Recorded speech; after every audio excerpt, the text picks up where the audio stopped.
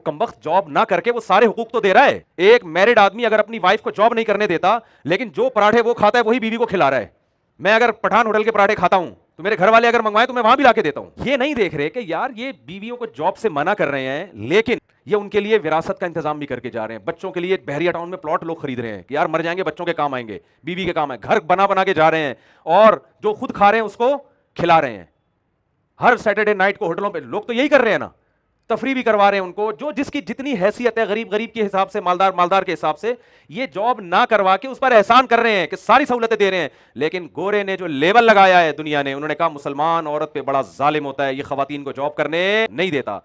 हालांकि वो जॉब में जितना कमाती उससे ज्यादा उसके लिए छोड़ के जाता है। वो कमाता ही उनके लिए है। शादीशुदा आदमी तो बेचारा बर्बाद हो जाता है इसमें। वरना अपने लिए एक आदमी की क्या इतना क्या कमा लेगा, वो क्या कर लेगा वो इन सब चीजों का। वो ना घर बनाने की जरूरत है उसको, ना प्लॉट खरीदने, वो कहेगा यार मैं अकेला क्या करना है। गोरे जैसे जितना कमाते हैं सारा उनका अपना है।